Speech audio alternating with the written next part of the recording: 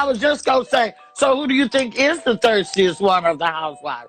Oh, and on our show, we got Yes, that's the show Gizelle. we talking about. Gizelle. I would say Gizelle is the thirstiest one. Gizelle, man. Whew. What's up, everyone? We are going to have a reality chat, and this is going to be about some of the chicks from the Real Housewives of Potomac, which we know is no longer in session, shall we say.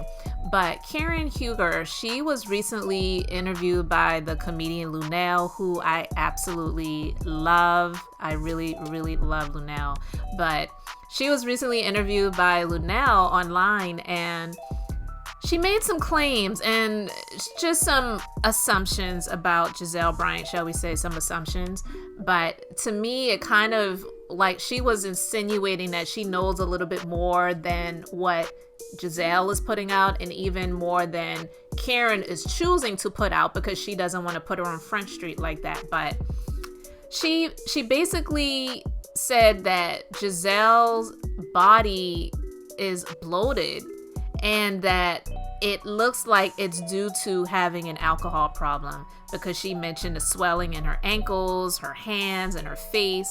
And you know how a lot of people like to talk about Gizelle's neck. So she didn't mention her neck, I'll say that. So she probably was thinking, like, you guys already talk about her neck, but have you noticed her ankles, her hands, and the rest of her face? But she was like, I don't know, like, have you seen her lately?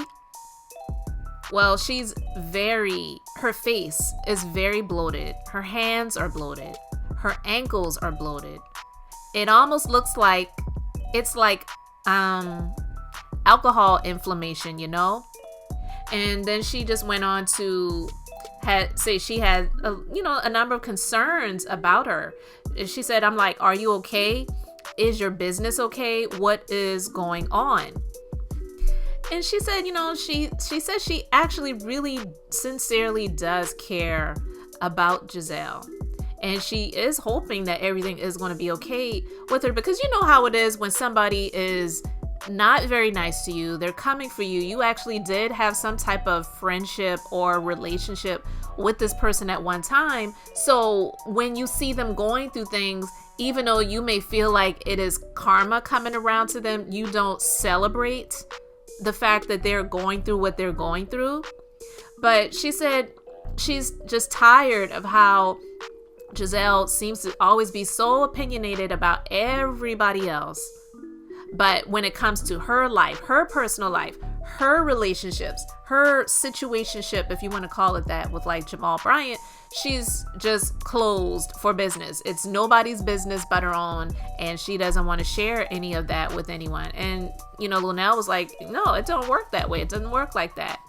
And she was like, yeah, I agree. It don't work like that. It worked like that for 4 years for you, but time is up. Let's see what Gizelle is about. And I'm going to put a link to the website that I got this from and the interview, so you can listen to the entire interview. But Karen, I really believe that I don't want to say she's lashing out at Gizelle, but I do believe that Karen is actually hurt by Gizelle, because when they were first on the show, they talked about how they were friends. Like, they were friends way before any of this. So I do believe that in some way, somehow, the fame and the notice that Gizelle was getting from being a part of this franchise, it kind of got to her head. And we all know that every Real Housewives franchise has to have their quote-unquote villain. You had the Nene on Atlanta, but she's no longer on there because you got Kenya. So it's like, you don't really need two villains. You've got Ramona on the Real Housewives of New York. That's why she's probably never going to go anywhere unless the show is just canceled. That franchise is canceled. You've got, even though it's in a little bit of a different way, Kyle Richards from the Real Housewives of Beverly Hills. And then for the Real Housewives of Potomac, that person seems to be Gizelle.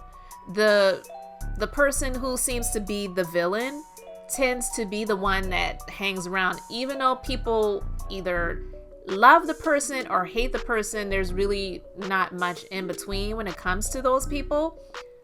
They tend to have that job security when it comes to being on those shows. Now, we know that there's been a time where Kenya was gone, but she came back. And even when she was gone, they had her on the show. So they know what brings in the ratings. People can't stand these people. I really can't stand Ramona from The Real Housewives of New York. And when I watched that show, I always used to say, why do they have this chick on the show? She says the most ridiculous things sometimes, but they keep bringing her back. They bring her back because she's the villain. I remember once when she said to Bethany Frankel, when Bethany used to be on the show, and she was going through some things in a relationship, some guy she was dating, and friendships and things like that. And Ramona just like flat out told the girl, like, you ruin every relationship you're in. This relationship that you're in now, you're probably going to ruin that one too. And I mean, the look that Bethany had on her face, even though we know Bethany can say some things too that are sideways and crazy at times too. But the look that Bethany had on her face was like, I cannot believe that this chick just said that. But I mean, that's just one situation where Ramona has said some things that were just like crazy. But again, the villain. So I do believe that Karen probably didn't think that the type of women that we are, this show could affect Gizelle's personality in that way, to have her come at me sideways and try to come for me when I was going through financial hardships and financial situations where we owed a lot of taxes, and my husband's business owed taxes, and we moved from our home and we moved out of Potomac for a little bit. It was like there was no compassion. It was always like Gizelle was just asking a lot of questions just purely out of just wanting to know the information, not so much because she cared.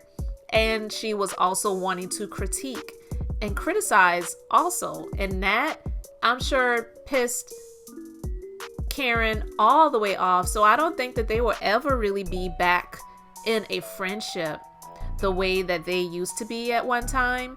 It is really sad, but a lot of times when people get into a show, like these, the ego gets involved and it gets to their head.